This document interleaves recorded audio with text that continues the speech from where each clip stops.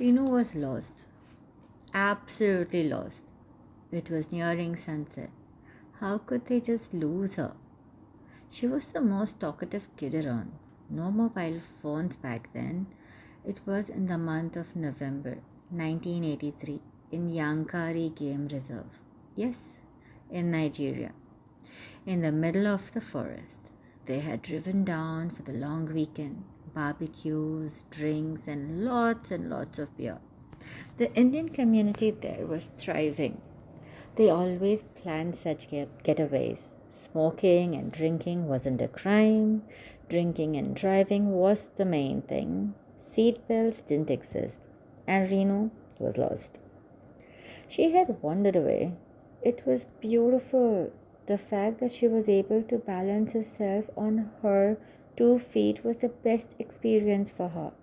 She was a little more than two, like a doll high on life.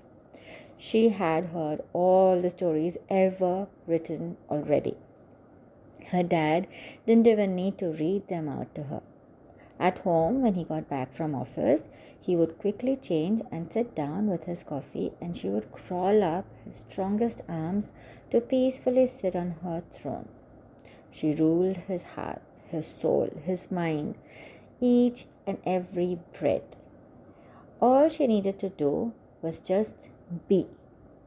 She would lose herself in his voice, his actions and eyes. Her favorite story was of the three little goats and the troll. He would say, trip, drop, when they walked across the bridge, and she couldn't stop laughing when he did that funny thing with his legs. For her, that was the biggest roller coaster ride. She would sit holding on to his shirt from behind with her left hand, and he always had his right hand on her back, and she loved that roasted coffee smell in his breath. The 555 cigarettes he smoked. Then there were stories of Vikram Betal, Alif Laila, Ali Baba. They were real people for her. She lived with them, surrounding her. They were all constantly around her, watching over her, telling her what to do, guiding and reminding her of the consequences and morals, praises and gifts they got for being good.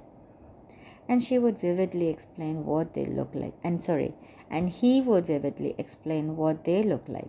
Ali Baba definitely looked like Dharmender. And later, when she watched him on TV, oh goodness gracious, the description matched. Her dad was never wrong. But Renu was lost. Though she knew she wasn't, how can a child at 2 know the difference anyway? So she had basically followed a beetle that had walked away from the picnic area to the swamp. There was also a butterfly that apparently flew around her head a few times. It had the most astonishing colors, and she was only curious to know if it was just a fairy with magical powers, or was it really a butterfly that was actually stuck inside an egg just a few days ago.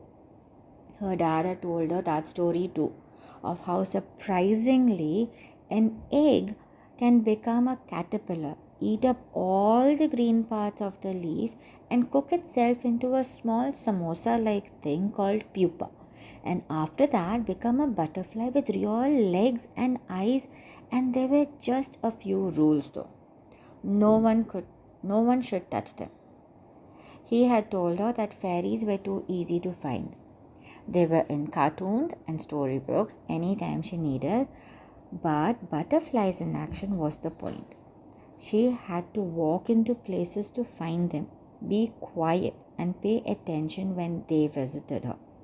And there was a beetle too, those shiny winged insects that could have any color. Some were huge and rolled around when they wanted to. Some were black with huge teeth like stuff, so she definitely needed to watch them only from a distance. They were scared of her as she was much bigger than them, and it's not nice to scare tiny insects. And there were these amazing moments when the ladybird books had so many ladybirds drawn on them, and sometimes they even flew in through the window. She knew her dad was right again, because her sister showed her school books, which spoke about how eggs went on to grow wings and feet with two huge eyes. He was her hero, an absolute fine, she thought. She was still lost, and everyone searched, screaming out her name. But she couldn't just leave Mr. Beetle and Mrs. Butterfly to listen to new stories yet. It wasn't completely dark, and she wasn't tired too, not hungry, and didn't need to use the loo yet. Those were the only real reasons for her to go back, wasn't it? Thankfully, everyone had torches. Those awesome, huge torches with massive batteries. She knew about them too. But we won't get into more science just yet. Let's find her first. The tall trees seemed to be closing in. Mrs. Sanyal, her mom, was panic struck. She was sure an elephant had got her, or she was being chewed by a leopard. She couldn't stop grumbling to Ashok about being absolutely immature and deciding to visit a national park with a 3-year-old baby. They should have just stayed at home. She knew, just was so confident that her daughter was in the tummy of a python, or a hippopotamus could have taken her child away. Oh, the possibilities were unlimited, and Rinu's mother was the source of creativity. The word creativity and getting worried sick through imagination. That is what she excelled at. She then discussed malaria, or maybe tribal people in the area could have abducted her, maybe made her a voodoo doll, maybe cook her and eat her, or maybe eat her raw. She was so pretty, so tiny, and she had the toughest pregnancy. How could they do something like that? Ashok assured her with his pet dialogue. আরে কিছু হবে না, তুমি এত চিন্তা কেন করো? And the moment he would say that, there would be fireworks of a different kind. She would dig into the past of all those numerous incidents when he tried to calm her down and it resulted in some bigger disaster. Like that one time when she said she felt a growth in her tummy when she was pregnant with Rinu. He laughed and said it was the baby. She obviously meant something other than the baby. He laughed and said he would be thrilled if they were twins. She said it wasn't moving, but only growing next to the baby. Eventually, she was bedridden and he had to carry her around day in and day out. He was an anatomist. He said he knew something didn't seem right, but he was only trying to calm her down. On the day of delivery, they realized that she had a fibroid tumor, double the size of Rinu. And well, nothing could have been done to make it better, but she was right and he wasn't.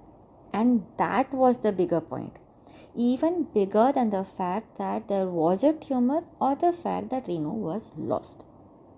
Rinu had reached the swamp. The beetle said goodbye and the frog jumped out of the water. The butterfly too disappeared somewhere. Rinu wasn't allowed to touch frogs either because they have very long tongues and they love mosquitoes. Not love to marry, but love to eat. Her parents were very careful with explaining what love meant to their daughter, as she found Ma Kali a little too interesting. So, after a few short conversations with the frog, it disappeared too. It was dark. It was getting pretty dark, so she thought of returning. Mrs. Sanyal had got new anklets for the little princess. It made a sweet chime sound when she woke. Rinu walked back and simply said hello to all the grown-ups who were getting geared up to pull her out of the python's midriff or from a carnivore's jaw. Her sister had collected some fireflies for her in a plastic bag. They hugged and started talking about all the awesome things they had to catch up on. Yep, that's it. Life was back to normal. Rinu probably understood a little about their ordeal when she was much older, when that day too became just another story. Thank you.